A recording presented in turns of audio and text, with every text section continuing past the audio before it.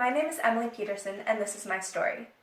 So, in my 8th grade year in middle school, my big brother Ian, who was a senior at NC State, fell really sick one day. We brought him home so he could stay with his mama and have some nice home-cooked meals.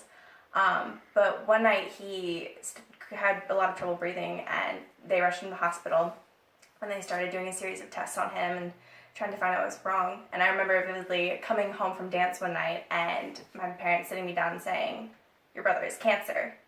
And I never really thought about cancer before. It's such a large, overwhelming word to think about.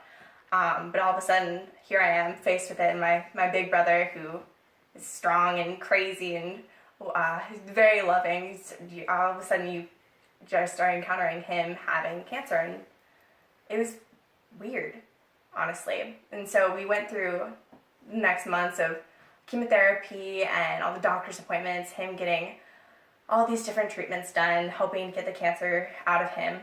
And we saw him get his head shaved and lose his curly brown hair, which he was very well known for.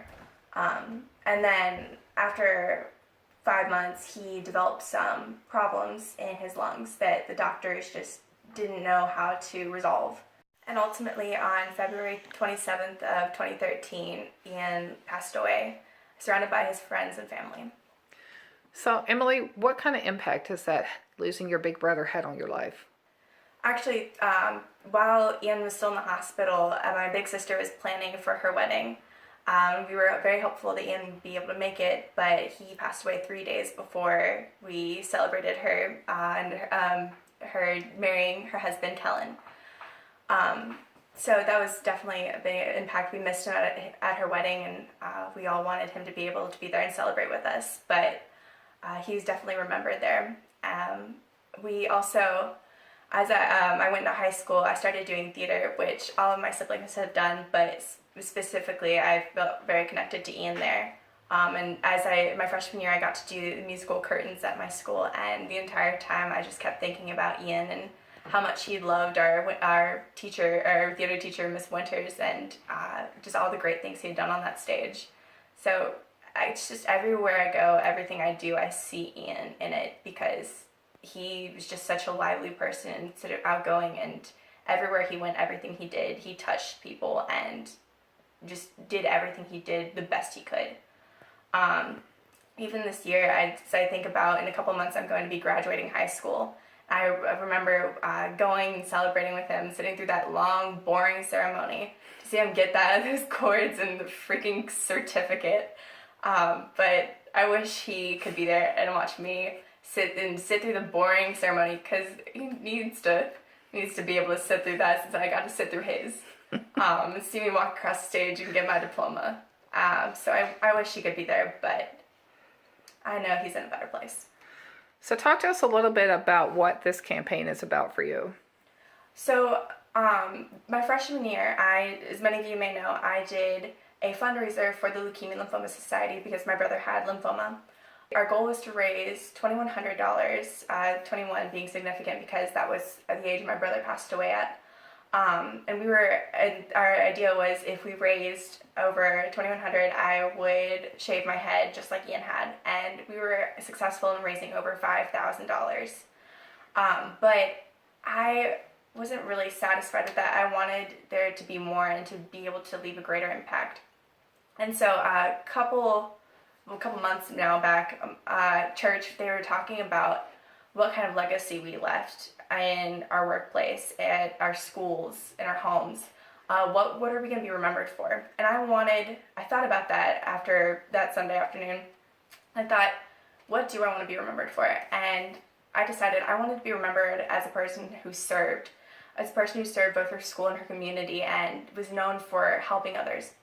And I also wanted the students at my school to know that they could be inspired to know that they aren't just high school students. They have the ability to go out into their communities and make a real difference. It doesn't matter how old you are, you have the power to make a real change right now. And I didn't want students who are 13, 14, no matter how old you are, you need to be able to know that you have the power to make a difference. And so I wanted to make a goal of, that was even greater than the first one, $25,000. I wanted, even if we don't reach it, no matter how much money we raise, I know that there's an active difference that money is being made in the lives of cancer patients right now. And that's why I do what I do. And so, what is the organization that you're raising money for? The organization I'm raising money for is the Leukemia and Lymphoma Society. And what they do is they put money towards cancer research, which helps both blood cancers and other types of cancers. The money that has gone towards blood cancer research has actually affected numerous other kinds of cancers. And also, they help support patients that are currently battling cancer by, for those of you who don't know, once people get cancer, there's all these extra medical bills that all of a sudden you're struck with, and it's very difficult to deal with. But the Leukemia and Lymphoma Society comes behind patients and helps them in helping them get through those payments so that it's doable and that they don't feel just overwhelmed by cancer and all the might it brings.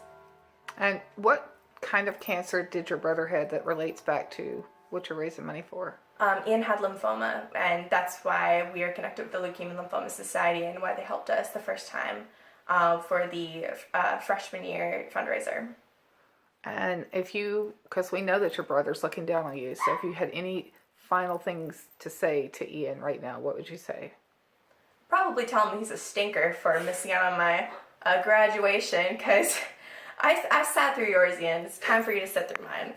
But I tell him that I miss him and I love him a lot.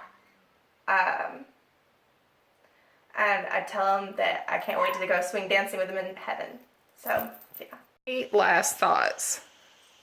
Well, I mean, it sucks to lose a brother at any age. I was 13 or 14 when I lost mine.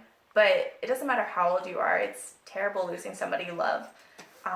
So I just really want this to be a beacon of hope for other little sisters who maybe have brothers or fathers or mothers, sisters, anybody that's going through cancer, that there is hope that they can get better, and it's not the end game. There's more. This isn't the end for them. So really, I want this to give hope to somebody, even if it's just one person. I want somebody to have hope from this. And go Peck.